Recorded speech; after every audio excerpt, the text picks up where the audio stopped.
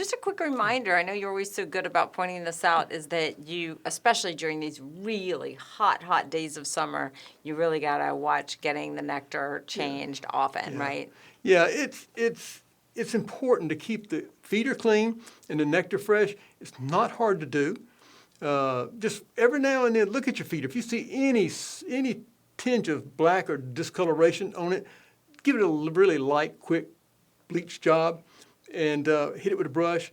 Keep the feeder clean. Every time you go to fill it, rinse it out good, wipe it out with your hand, and fill it up. You'll see if it's starting to go bad, it'll get discolored, it'll start looking cloudy. Just change it. If it's above 90 degrees outside, that may happen in 2-3 days. Maybe a bug or two floating in it, not a real problem, but if it starts looking a little bit milky and not crystal clear, it's time to change that nectar. Okay.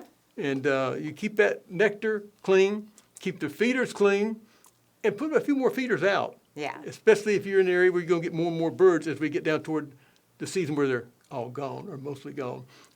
September. After September, you'll still see some birds in October. By mid-October, most of it's out of the way. You may see a straggler in the deep south down into really mid-October. And then past that, the only birds you should see are what we call winter hummingbirds, which are other species of hummingbirds that have migrated from where they were in their breeding thing to the southeast, the south, and sometimes the east coast all the way up into New York. You'll see a bird or two in the wintertime that can be spotted.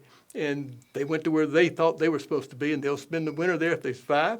And there's a good chance, especially in the southern states, that they can survive because they eat insects and they can still find them in the wintertime. Wow. And You leave your feeders out all year long, don't you? And I encourage everybody to do that because after the rufous hummingbirds in the west and the black-chinned hummingbirds in the middle of the country and the ruby throats in the east have done their thing, raised their young, head to Central America, they move on out. So by late November, December, there shouldn't be any hummingbirds around, yet we find them.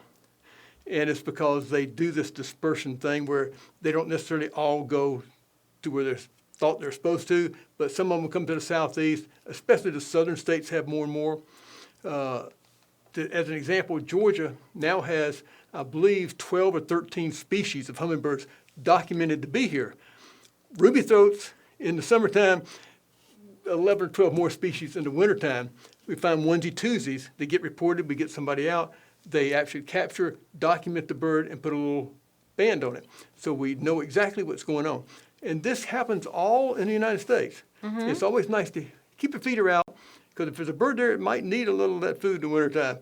And also it's good to know if a bird gets reported to somebody, your local wild bird type store, or somebody called the Audubon Society and say, look, I have a hummingbird coming to the feeder in the wintertime, and they should be able to get in touch with someone who will know what to do. Right. And probably what to do is you just keep the feeder clean for them, let them do what they're supposed to do, but someone may want to come out. There's people in the United States who have a special license to trap and band hummingbirds for research. And two of them work right here out of the Atlanta area.